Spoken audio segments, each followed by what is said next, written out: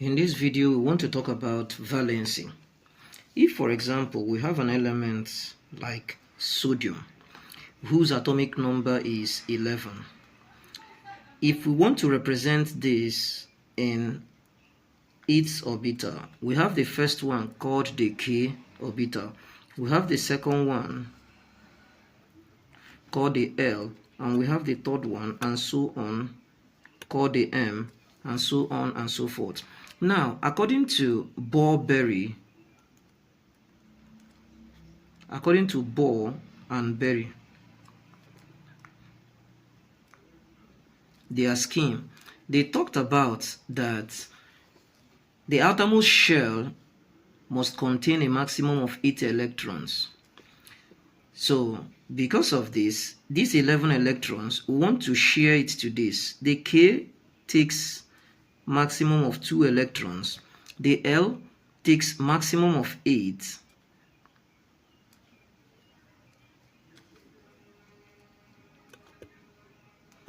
Making it a total of 10, leaving 1 left. So we give the M 1. Since the outermost shell is supposed to be 8, which is octets, 1 is here.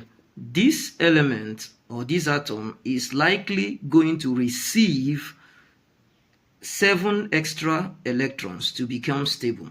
But it will be easier for it to give up this 1 than to receive 7. So it will give up this. In that case, this outermost shell that has just 1 electron, its valency is 1. Because of this, we define valency as the combining capacity or the combining power of an atom. So valence electrons are those electrons that are on the outermost shell, or they are present in the outermost orbit of the atom. We have types. We have the ones that we call electropositive. For example, this sodium, we have electropositive elements.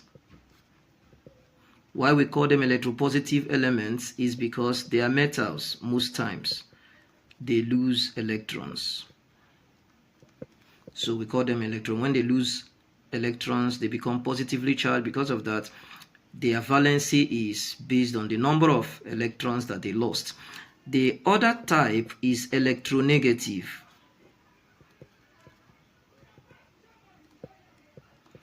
The electronegative elements, they are non-metals, and because they are non-metals, they gain electrons. So they gain electrons. So because of this, their valency is based on the number of electrons that they gain. And one importance of this valency is that these electrons take part in chemical bondings.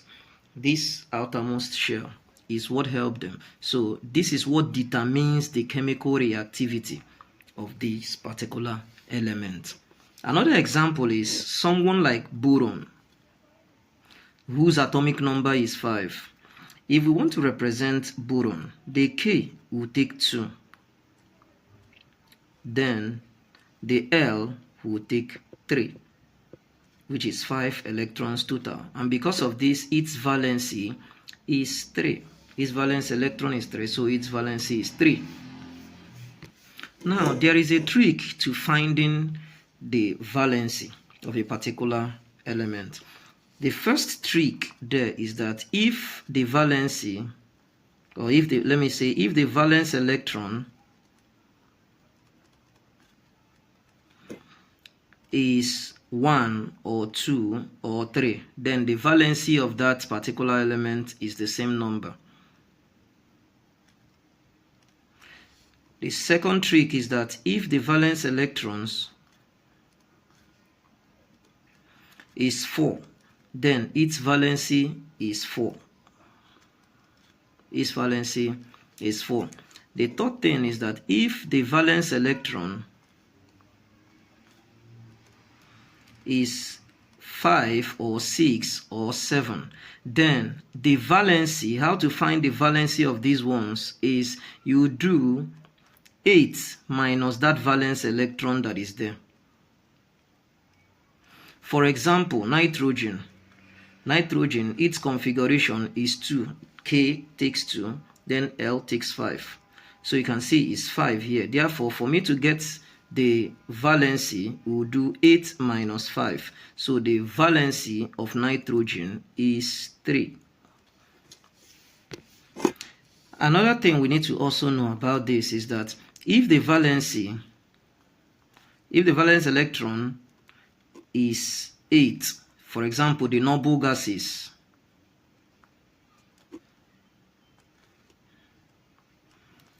then its valency is 0, because 8 minus 8 will give us 0. So these gases are inert. Now there is a difference between valency and oxidation number.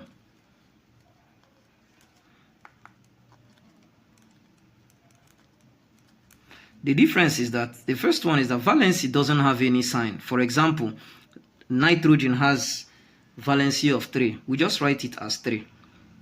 Whereas the oxidation number can be minus 3 for nitrogen, can also be from minus 3 to plus 5, because it has variable oxidation states.